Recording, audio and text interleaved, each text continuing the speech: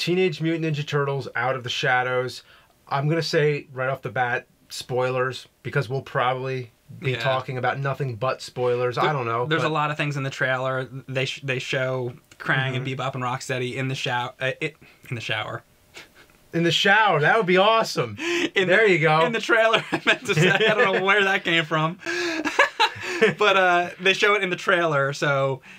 You know, anything we say, it's already been shown in the trailer. So, yeah, if you consider that a spoiler, sorry, it's in the trailer. I just want to say I'm working on Monster Madness right now. Things are really in high gear at Cinemassacre. We're really busy. It was almost a miracle that we even have 10 minutes to do this. Obviously, this is unscripted. This is just first impression. Yeah, we're a little late to get into the movie. We're a little late because we've been busy. So it's a miracle that we even have time to do this. But it's even more of a miracle that Krang and Bebop and Rocksteady are finally in a Ninja Turtles feature live-action film. Yeah. This isn't even much of a review, I don't think. This is more of just, I waited 26 years to see this, since 1990, I'll say. It's like since the first live-action film came out. Which the first live-action film was based mostly on the comics. And actually it's very... good, I think, in that aspect, that it was very faithful to the tone of the comics and everything. But originally we were fans of the cartoon show as kids, which had Bebop, Rocksteady, Krang. So when we went to see the movie, we expected it to have a lot of those characters, and it didn't, so that was disappointing. Then the second movie came, and you figured, oh, by that movie it would have it, and it still didn't have it. They couldn't get the rights, I think, to the it had Toka and Razar. So it was sort of, everybody called them Bebop and Rocksteady anyway, but it was Toka and Razar. So it took this long for them to put those characters in a film, and really that's the only thing that got me out to see this, because there's a lot of, there's always lots of movies coming out in the summer. There's always tons and tons of franchises that are either being rebooted most of the time or sequelized. There's an Independence movie coming out, but I don't think it even has Will Smith in it. Will Smith is awesome. He's the biggest part of what made those movies great. I know it has Jeff Goldblum in it. We're not talking about that anyway, but the point is there's lots of franchises coming out, most of them which I will never see. But this one hooked me into seeing it because I have complained years and years and years that Krang isn't in the movie. Yeah, it's kind of like James and I. We've done videos in the past talking about, oh, why isn't Krang in the movie? Why isn't Bebop and Rocksteady? So we're late on seeing this movie, and I was saying to James earlier, if we don't do a review of this, we're kind of assholes if we don't do this, because we've talked about it for so many years. Let's complain about it for years and years and years, and then when they finally do it, let's not say a word. Yeah. Let's not say a word. No, here we are saying it. So I totally gave up on this. I wasn't even expecting it. We saw the first reboot, and I was like, okay, it wasn't as bad as I thought it would be, the first one, but it didn't have Krang or Bebop and Rocksteady. So I thought, okay, at this point, if they didn't do it by then, they're not doing it. Here comes the second movie. So they waited for the second movie to put them in it. So now, okay, you got me. I have to see it. Right. So...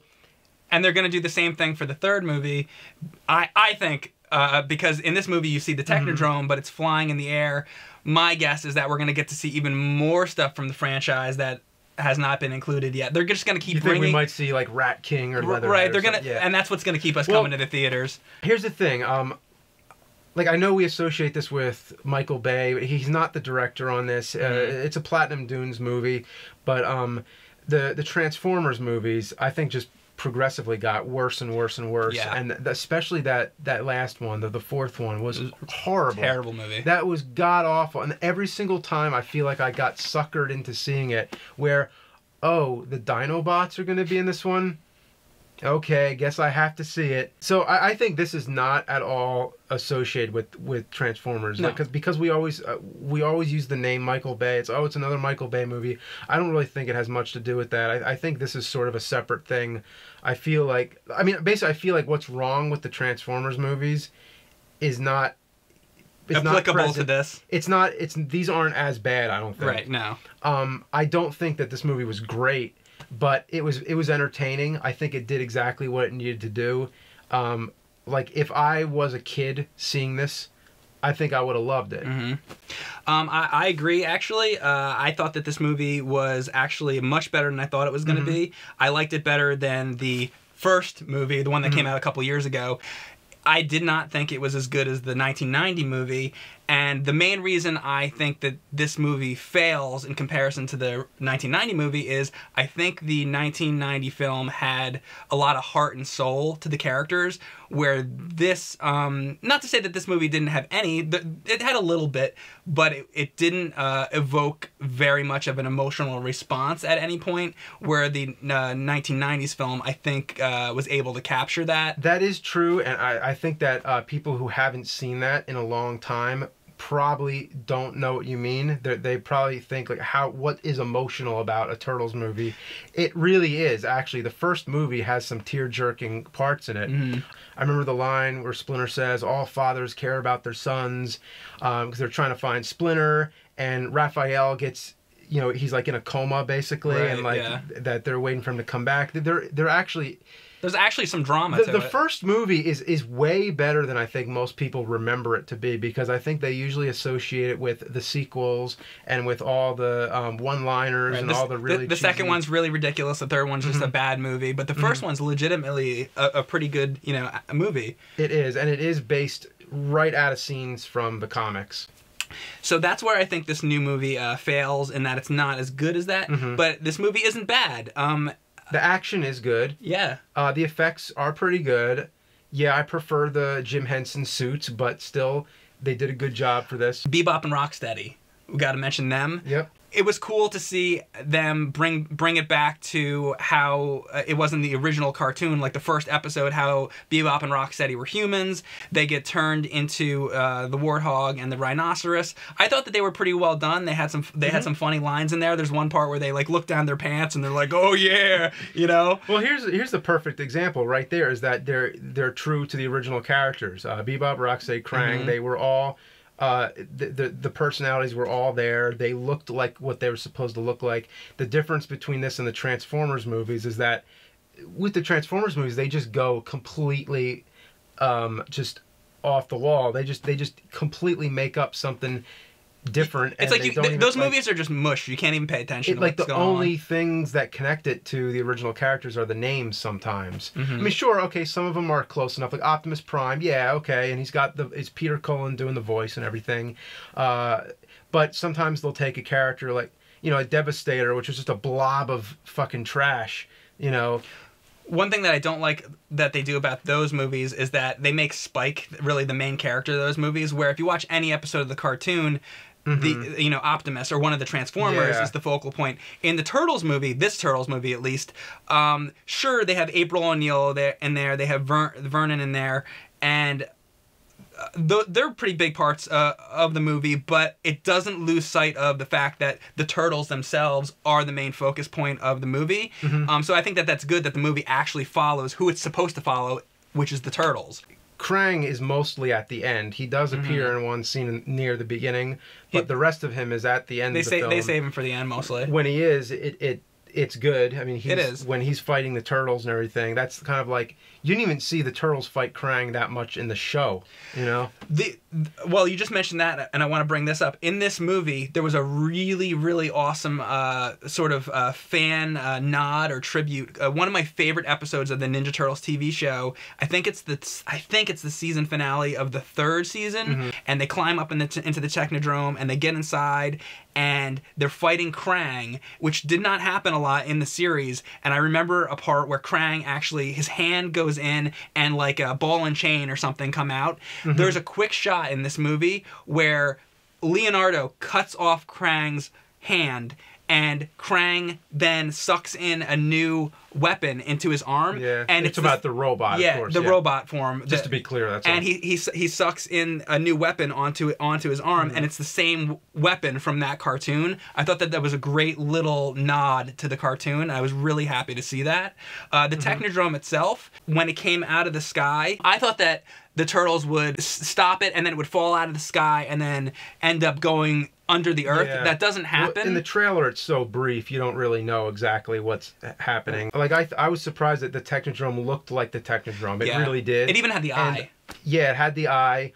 The only thing that I just wish that it was in the movie a little bit more at the end. Yeah. All I wish that happened was once it came together, I wish it would have landed onto the ground and it would have done a little bit of damage. Yeah. And then they would have, sent it back to Dimension X or wherever. Do they even say Dimension X? Well, I'm sure that's what it's supposed to be. They do say Krang in the movie. So. Or better, send it to the center of the Earth. Because it was very much in tune with the show, how usually at the end of the season, there would be some big finale where the Technodrome would come out, and then they would end up sending it either back into Dimension X or into the center of the Earth or even under the water, and then that's where it would remain for the next season until it would come back again. And that's what I feel like, like you said, they're setting it up for the next thing. So I think that was all perfect. I just wish it was in there just a little bit longer. If we would have just seen it touch down onto the ground, that's all. Speaking of the plot itself, I thought that there was a moment that I found the movie becoming very, very predictable, and that was when earlier on in the movie there becomes a divide between the turtles in that Leonardo takes the stance of, hey, I'm the leader here, screw you guys, and then they get pissed off, and then the turtles split up. Earlier in the film, Master Splinter says to them, hey, if you guys stick together as a team, nothing can stop you. And I just thought that it was like so obvious as soon as Master Splinter says that they're gonna split apart and then have to come back together as a team. I thought that was a little bit like, I know where this is going. They're gonna split apart and then, something's gonna happen and then the team's gonna get back together and then they're gonna kick ass. There's really nothing unpredictable about it. I thought that that could have been done a little bit better, a little too predictable for me, but not bad, just not great.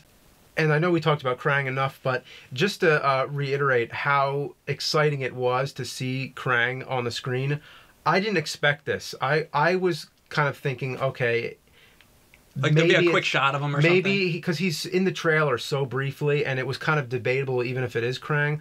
I almost thought if it was one of the Utrons from the comics. I didn't even know if they were even going to call it Krang. They explicitly call Krang many times. As soon as Krang appeared and he had the personality and everything, I was like, holy shit! What I've been asking for so long is now actually happening. We were at one of the movie theaters where they serve alcohol, and maybe this is a reason why it took so long because we could have never done this as kids.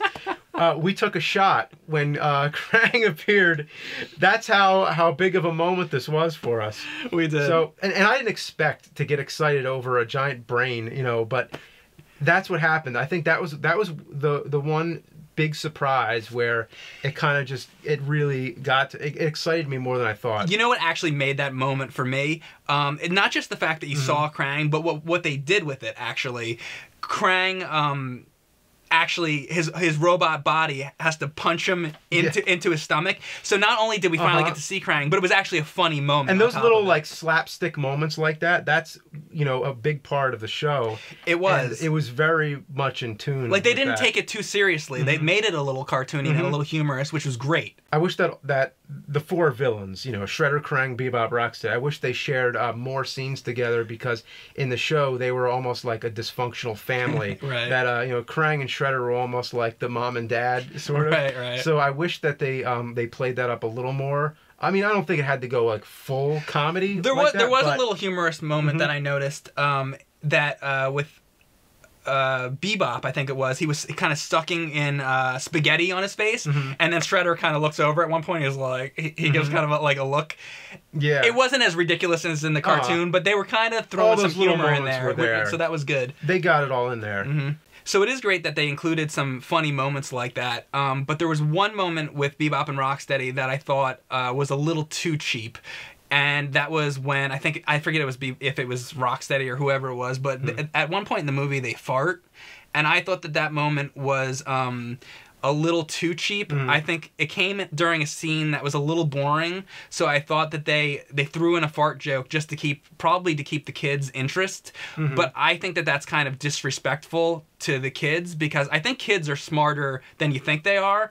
And I don't think that you have to throw in a fart joke during a scene just to hold the kids' attention. Have a little faith in kids. They're smarter than you think they are. But I will say, the one great thing was during the end credits.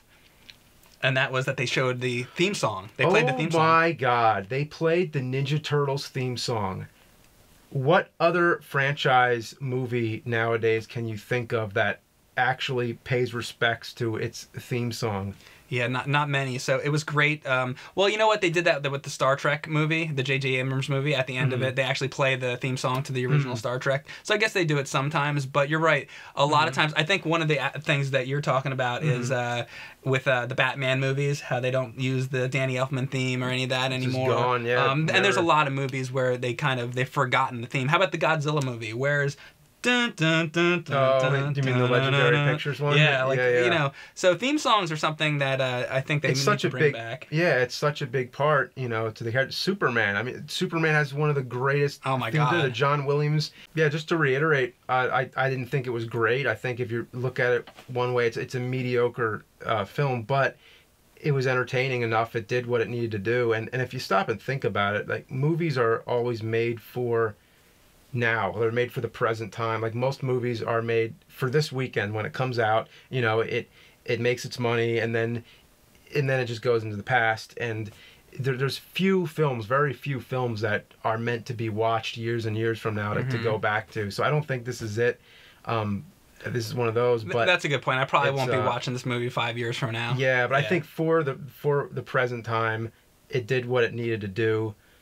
It could have been maybe a little better, but at the same time, I feel like it came too late with waiting that long to put these characters in a film. I don't know what the wait was. I guess, better late than never. Better late than never.